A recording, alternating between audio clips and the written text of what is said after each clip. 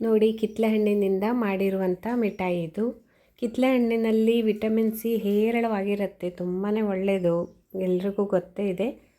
ಕಿತ್ತಳೆ ಹಣ್ಣಿನ ಸೊಳ್ಳೆಗಳನ್ನು ಹೀಗೆ ಬಿಡಿಸ್ಕೋಬೇಕು ನೋಡಿ. ಈ ರೀತಿಯಲ್ಲಿ ತುಂಬಾ ಫ್ರೆಶ್ಶಾಗಿ ಸಿಕ್ಕಿದೆ ಕಿತ್ತಳೆ ಹಣ್ಣು, ಚೆನ್ನಾಗಿದೆ ಮಾತ್ರ. ಹೀಗೆ ಸಿಕ್ಕಿದರೆ ಚೆನ್ನಾಗಾಗತ್ತೆ.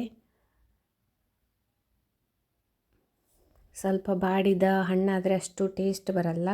ಜೊತೆಗೆ ಸಿಪ್ಪೆಗಳನ್ನು ತೆಗೆದಿಟ್ಕೊಂಡಿದ್ದೇನೆ, ಬೇರೆ ಯಾವುದಕ್ಕಾದರೂ ಯೂಸ್ ಆಗುತ್ತೆ ಅಂತ ಪೌಡರ್ ಮಾಡೋಕ್ಕೆ. ಮೀಡಿಯಮ್ ಸೈಜ್ 3 ಕಿತ್ತಳೆ ಹಣ್ಣಲ್ಲಿ ಇಷ್ಟು ಸಿಕ್ಕಿದೆ ನಮಗೆ ಸೊಳ್ಳೆಗಳು. ಇದರಲ್ಲಿ ನಾವು ಮಿಠಾಯಿಯನ್ನು ಹೇಗೆ ಮಾಡೋದಂತ ನೋಡೋಣ, ಓಕೆನಾ? ಸಿಹಿಗೆ ನಾವು ಕಲ್ಲಸಕ್ಕರೆಯನ್ನು ತೊಗೊಂಡಿದ್ದೇವೆ. ಸಕ್ಕರೆ ಒಳ್ಳೆಯದಲ್ಲ ಅಂತ ಮೆಡಿಸಿನಲ್ ಒಂದು ರೆಸಿಪಿ ಅಲ್ಲ, ಅದಕ್ಕೋಸ್ಕರ ಅದನ್ನು ಹೀಗೆ ಪೌಡರ್ ಮಾಡ್ಕೋಬೇಕು. ಮೊದಲು ಕಲ್ಲಸಕ್ಕರೆಯನ್ನು ಪೌಡರ್ ಮಾಡಿ ಆಗಿದೆ ನೋಡಿ, ಈ ರೀತಿಯಲ್ಲಿ. ಅದನ್ನು ಒಂದು ಪ್ಲೇಟಿಗೆ ಎತ್ತಿಟ್ಕೊಳ್ಳಿ. ನಂತರ ಈ ಪೌಡರನ್ನು ಒಂದು ಬಾಣಲೆಗೆ ಹಾಕ್ಕೊಳ್ಳಿ. ಅದರ ನಂತರ ಮಿಕ್ಸಿ ಜಾರಿಗೆ ನಾವು ಕಿತ್ತಳೆ ಹಣ್ಣಿನ ಸೊಳ್ಳೆಗಳಿದೆ ಅಲ್ವಾ, ಅದನ್ನು ಹಾಕಿ ರುಬ್ಕೊಬಿಡಿ. ಆ ಜ್ಯೂಸ್ ಇರುತ್ತಲ್ವ, ಅದನ್ನು ಈ ಕಲ್ಲಸಕ್ಕರೆ ಪೌಡರ್ ಹಾಕಿದ ಬಾಣಲೆ ಇದೆಯಲ್ಲ, ಅದಕ್ಕೆ ಮಿಕ್ಸ್ ಮಾಡಿಬಿಡಿ. ಸೋಸ್ಕೊಳ್ಬೇಕು, ಯಾಕಂದರೆ ಕಿತ್ತಳೆದು ಹಣ್ಣಿನ ಸಿಪ್ಪೆ ಎಲ್ಲ ಇರುತ್ತಲ್ಲ, ಎಷ್ಟಂದ್ರೆ ಒಳಗಿನ ತಿರುಳಿನ ಸಿಪ್ಪೆ ಕೂಡ ಇರುತ್ತಲ್ವ, ಅದೆಲ್ಲ ಸರಿ ಹೋಗಲ್ಲ ಈ ರೆಸಿಪಿಗೆ. ಅದಕ್ಕೋಸ್ಕರ ನೋಡಿ, ಇದೆಲ್ಲ ಉಳ್ಕೊಂಡಿದೆ, ಅದನ್ನು ತೆಗೆದಿಟ್ಬಿಡಿ. ಈಗ ಉಳಿದದ್ರಲ್ಲಿ ನಾವು ಲೋ ಫ್ಲೇಮಲ್ಲಿ ಒಂದು 10 ನಿಮಿಷ ಚೆನ್ನಾಗಿ ಕುದಿಸಬೇಕು. ಸ್ವಲ್ಪ ಏಲಕ್ಕಿ ಪೌಡರನ್ನು ಪರಿಮಳಕ್ಕೆ ಹಾಕಿದ್ದೇವೆ. ಫ್ಲೇಮನ್ನು ಇಷ್ಟು ದೊಡ್ಡ ಇಟ್ಬಿಡಿ, ಲೋ ಮಾಡ್ಕೊಳ್ಳಿ.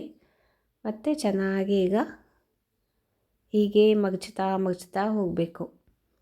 ಒಂದು 10 ನಿಮಿಷ ಬೇಕಾಗತ್ತೆ. ಸ್ವಲ್ಪ ಸಾಲಿಡ್ ಫಾರ್ಮಲ್ಲಿ, ಅಂದರೆ ಸ್ವಲ್ಪ ದಪ್ಪ ಆಗಬೇಕಲ್ವ ಅದು, ಹಾಗೆ ಅಲ್ಲಿವರೆಗೆ ಹೀಗೆ ಮಗಚ್ತಾ ಇರಿ. ಈಗ ನೋಡಿ, ಚೆನ್ನಾಗಿ ಕುದಿಯೋಕ್ಕೆ ಸ್ಟಾರ್ಟ್ ಆಗಿದೆ.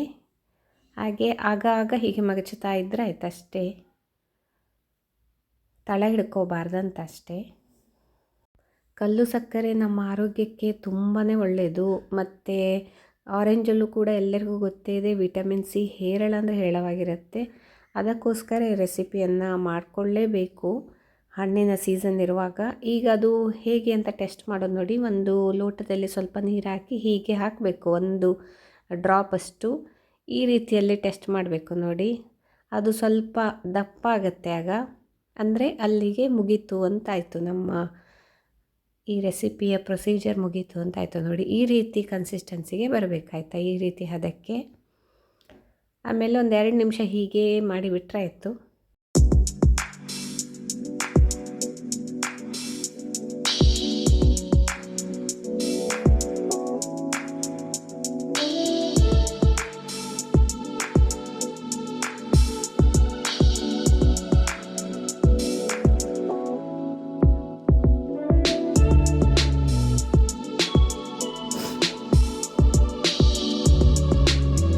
ಚೆನ್ನಾಗಿ ಕುದಿ ಬಂತಲ್ವ, ದಪ್ಪಗಾಗಿದೆ ನೋಡಿ, ತಿಕ್ಕಾಗಿದೆ ಅಲ್ವಾ.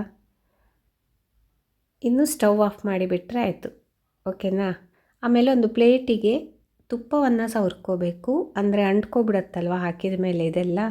ಹಾಗೆ ತುಪ್ಪವನ್ನು ಚೆನ್ನಾಗಿ ಸವರಿ ಈ ಮಿಶ್ರಣವನ್ನು ಹಾಕಿಬಿಡಬೇಕು. ಹಾಗೆ ಸ್ವಲ್ಪ ಹೊತ್ತು ಆರೋಕ್ಕೆ ಬಿಡಬೇಕು, ಒಂದು 10 ನಿಮಿಷ ಆರೋಕ್ಕೆ ಬಿಟ್ಬಿಟ್ರೆ ಪರ್ಫೆಕ್ಟಾಗಿ ನಮ್ಮ ಈ ರೆಸಿಪಿ ರೆಡಿ ಮಾಡೋಕ್ಕಾಗತ್ತೆ. ನೋಡಿ, ನಾವು ಉಂಡೆಗಳನ್ನು ಮಾಡ್ತೇವೆ ರೆಸಿಪಿಯಲ್ಲಿ, ಉಂಡೆ ಥರ ಅಥವಾ ಒಂದು ಪೇಡ ಥರ ಸಣ್ಣ ಸಣ್ಣ ಮಿಠಾಯಿ. ಇದು ಹೊರಗೇನೆ ಇಟ್ಟರೆ ಸ್ವಲ್ಪ ಮೆದುವಾಗ್ತಾ ಹೋಗ್ಬೋದು, ಅದಕ್ಕೆ ಫ್ರಿಜ್ಜಲ್ಲಿ ಇಟ್ಕೊಬಿಡಿ. ಮತ್ತು ತಿನ್ನೋಕ್ಕೆ ಸ್ವಲ್ಪ ಹೊತ್ತು ಮುಂಚೆ ಹೊರಗೆ ತೆಗೆದಿಟ್ಕೊಂಡ್ರೆ ರೂಮ್ ಟೆಂಪ್ರೇಚರೇ ಬರುತ್ತೆ, ಕೋಲ್ಡ್ ಇರಲ್ಲ. ಆಗ ಒಂದೊಂದೇ ತಿನ್ಕೋಬೋದು. ಮಕ್ಕಳಿಗೂ ಕೂಡ ಸ್ಕೂಲಿಂದ ಬಂದಮೇಲೆ ತಿನ್ನೋಕೆ ಕೊಡ್ಬೋದು. ಹಾಗೆ ತುಂಬಾ ಟೇಸ್ಟಿಯಾಗಿರುತ್ತೆ, ಮಿಠಾಯಿ ಥರ. ಚಾಕ್ಲೇಟ್ ಬದಲು ಇದನ್ನೇ ಕೊಡ್ಬೋದಲ್ವ, ಯಾವುದೇ ಸೈಡ್ ಎಫೆಕ್ಟ್ ಇರಲ್ಲ, ಮನೆಯಲ್ಲೇ ಮಾಡಿದ್ದಲ್ವ. ಮತ್ತು ವಿಟಮಿನ್ ಸಿ ಹೇರಳವಾಗಿರೋದ್ರಿಂದ ವಿಟಮಿನ್ ಸಿ ಟ್ಯಾಬ್ಲೆಟಲ್ಲಿರುವ ಎಲ್ಲ ಅಂಶಗಳು ಇದರಲ್ಲಿರುತ್ತೆ. ಹಾಗೆ ಯಾವುದೇ ಸೈಡ್ ಎಫೆಕ್ಟ್ ಇರದೇ ಇರೋದ್ರಿಂದ ಮನೆಯಲ್ಲಿ ಎಲ್ಲರೂ ಆರಾಮಾಗಿ ತಿನ್ಬೋದು. ಕಲರ್ ಎಷ್ಟು ಚೆನ್ನಾಗಿ ಬಂದಿದೆ ನೋಡಿ ಅಲ್ವಾ, ತುಂಬಾ ಚೆನ್ನಾಗಿ ಕಾಣಿಸುತ್ತೆ. ಸೇಮ್ ಮಾರ್ಕೆಟಲ್ಲಿ ಸಿಗೋ ಮಿಠಾಯಿ ಥರನೇ ಕಲರ್ ಇರುತ್ತೆ. ಹಾಗೆ ಮಕ್ಕಳು ಇಷ್ಟಪಟ್ಟು ತಿಂತಾರೆ ನೋಡಿ. ತಿಂದ ಮೇಲೆ ಕೇಳ್ತಾನೆ ಇರ್ತಾರೆ ಮತ್ತೆ ಕೊಡಿ ಮತ್ತೆ ಕೊಡಿ ಅಂತ, ಅಷ್ಟು ಚೆನ್ನಾಗಿರುತ್ತೆ. ಒಮ್ಮೆ ಮಾಡ್ಕೊಂಡು ತಿನ್ನಿ ನೀವು ಕೂಡ. ನನ್ನ ಇನ್ನೊಂದು ಹೀಗೇ ಹೆಲ್ದಿ ಮತ್ತು ಟೇಸ್ಟಿ ರೆಸಿಪಿಯೊಂದಿಗೆ ನಿಮಗೆ ಮತ್ತೆ ಸಿಗ್ತೇನೆ. ಅಲ್ಲಿವರೆಗೆ ಟೇಕ್ ಕೇರ್, ಬಾಯ್.